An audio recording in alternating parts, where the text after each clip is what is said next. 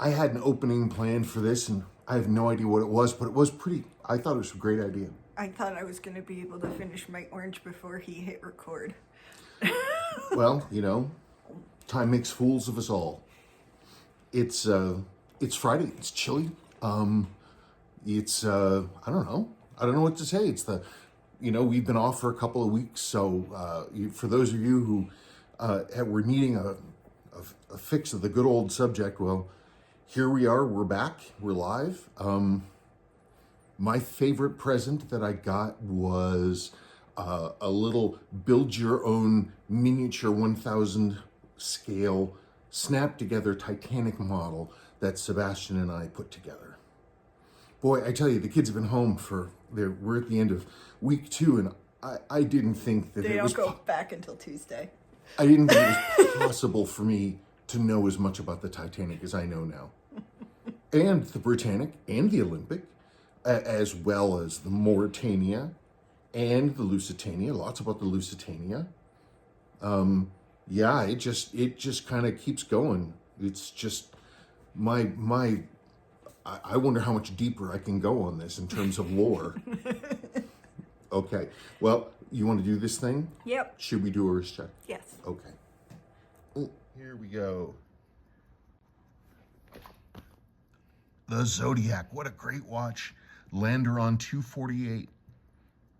The hands that were on this were really beaten up.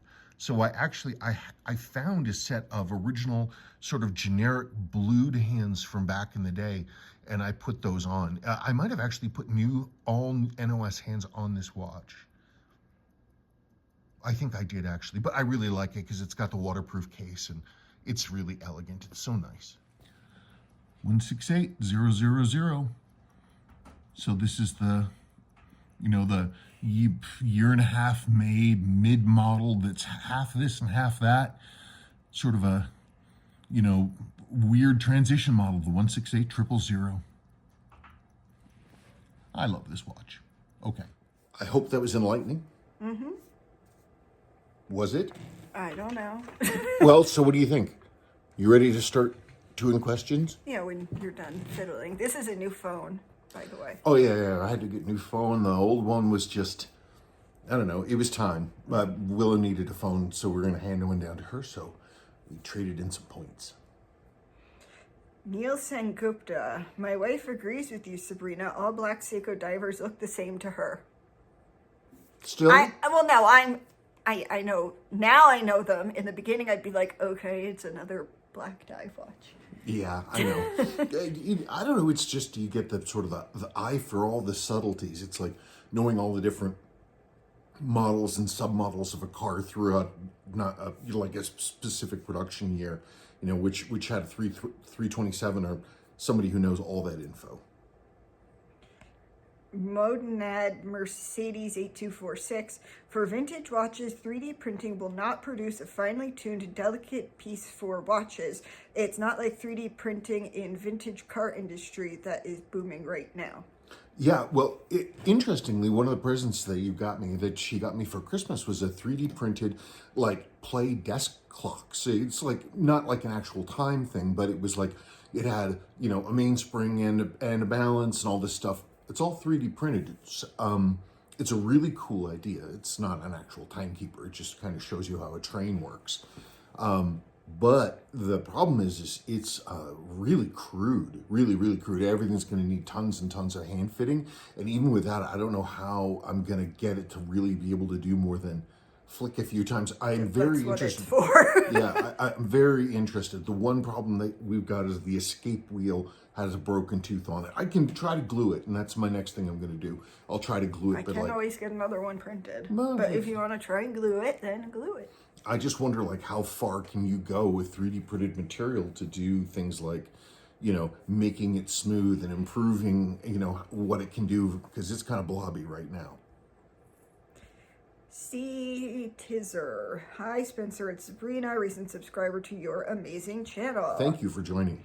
I'm coming back to Seiko recently, and if you don't mind me asking, do you have any experience with the Shogun?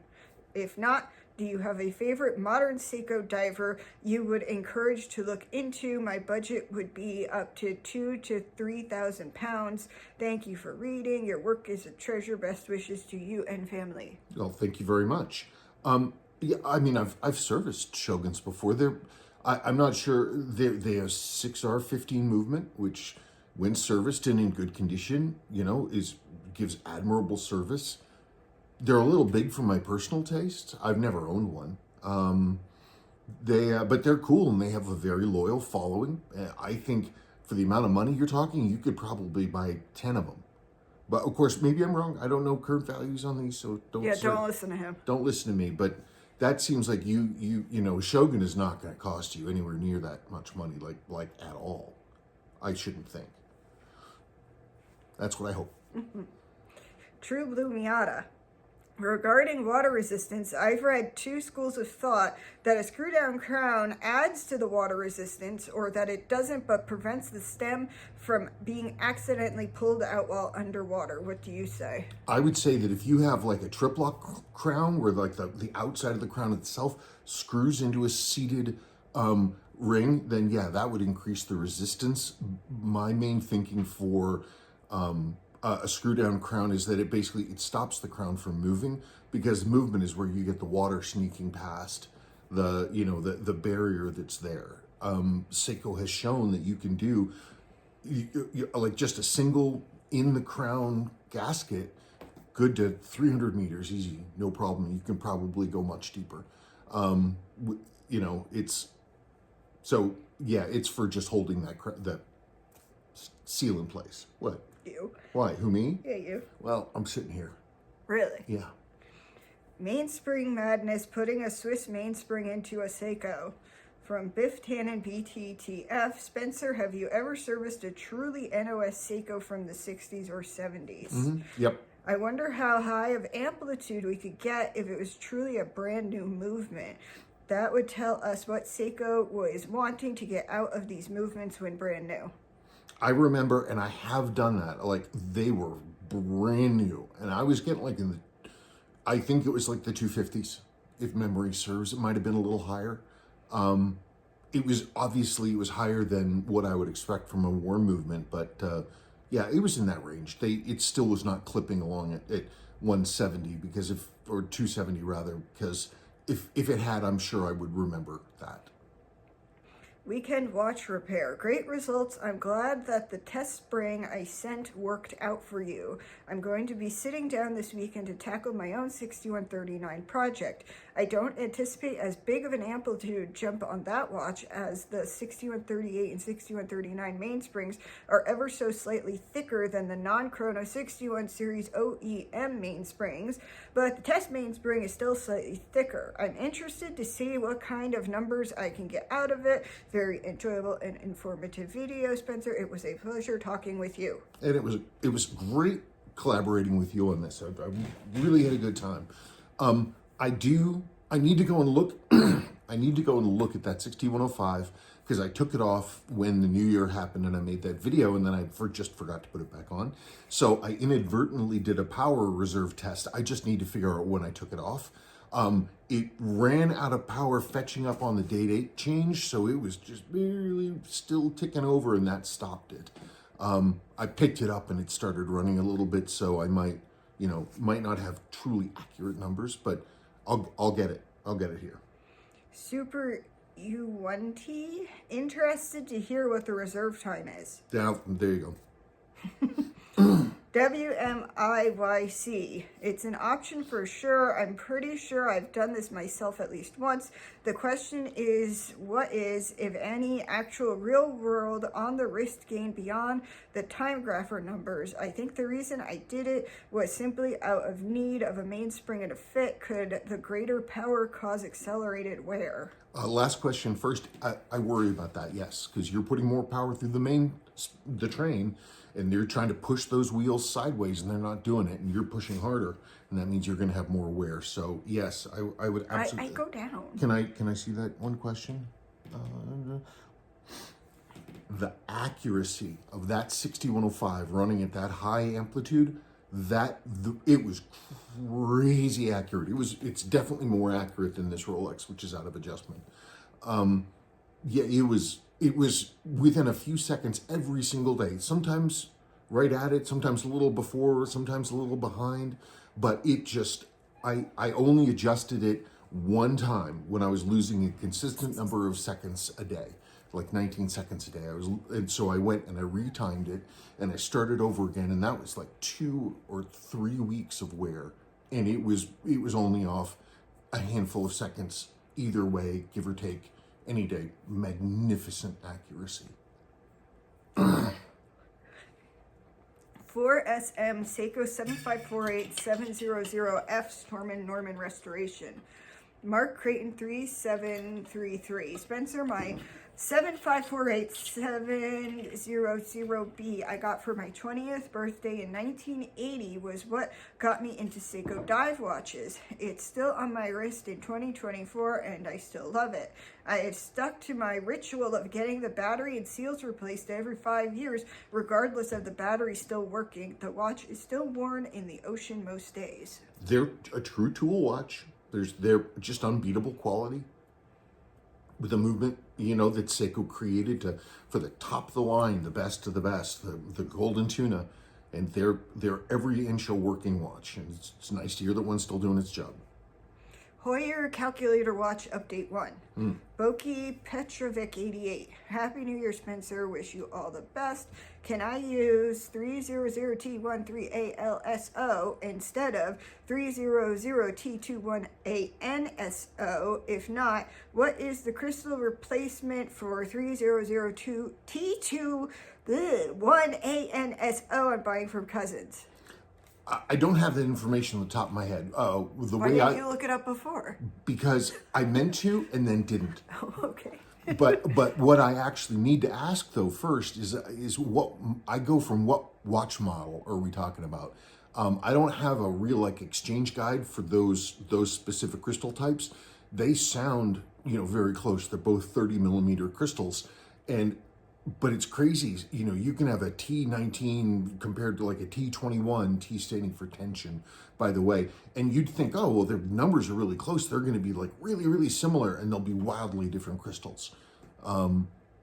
It's something super annoying that Seiko does. And so, but I got to go with the model number first, and then I can see if there's any cross-referencing I can find. Andrew Peter, what's on my bench 1383? Hello, I know what you're feeling with the donor movement. However, all the auto parts will fit. I have 2 beautiful donor spares movements just in case I require them at a future case. The China spot welder for dial feet works very well, but a large expense. Great work. Enjoyed the update. Oh, thank you for watching the update. Yeah, soldering on dial feet, that's for me, that's a real unknown territory. I haven't sat down. I have plenty of material. I can rig up a crude, situation. I've read up on doing it, and I've soldered a few feet. I want to do it a lot before I think about. I need to understand how I can do it without damaging the dial surface, how I can get that balance of heat just right where it needs to be. I've got the low temperature solder.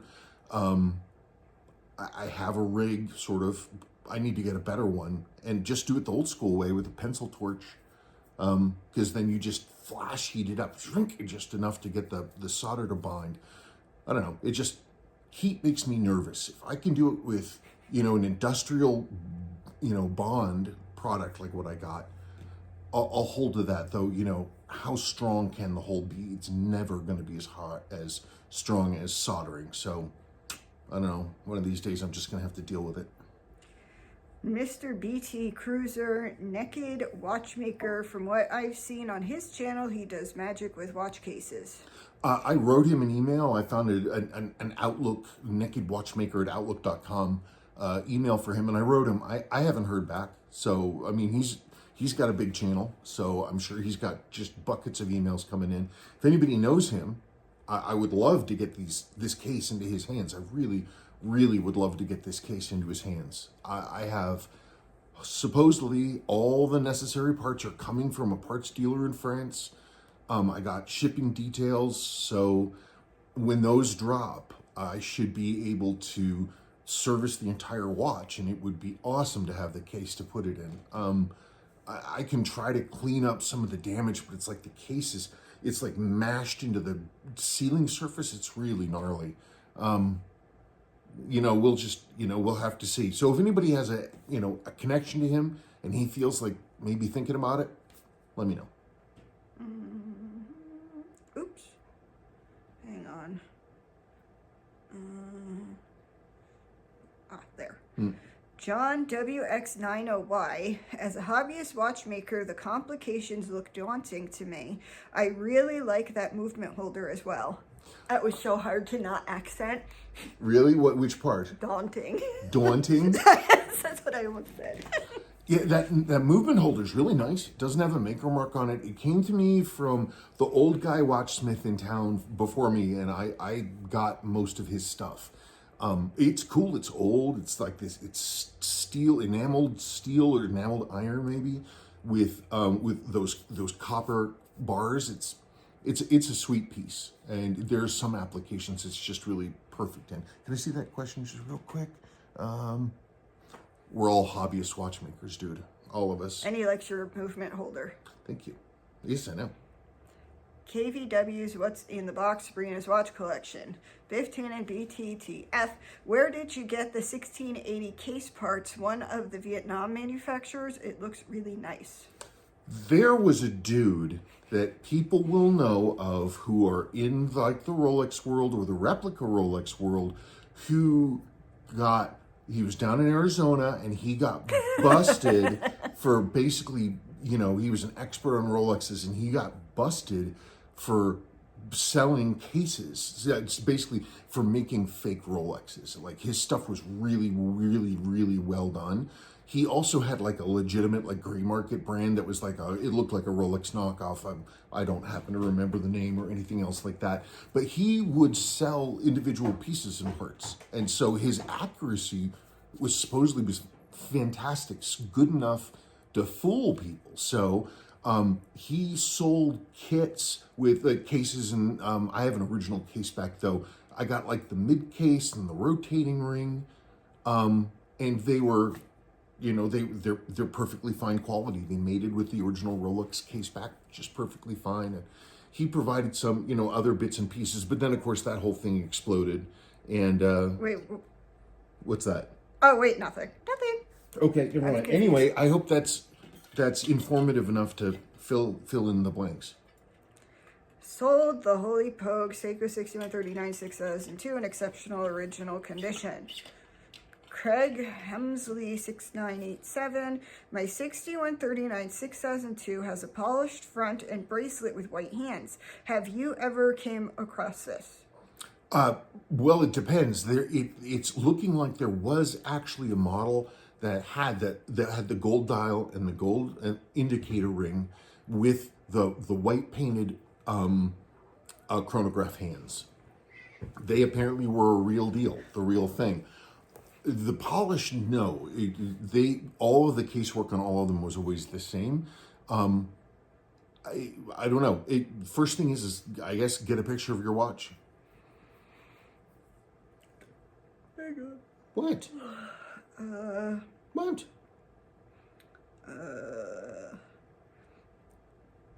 New Seiko 6117842, the Osaka Navigator. Lindsay Grattan 8112.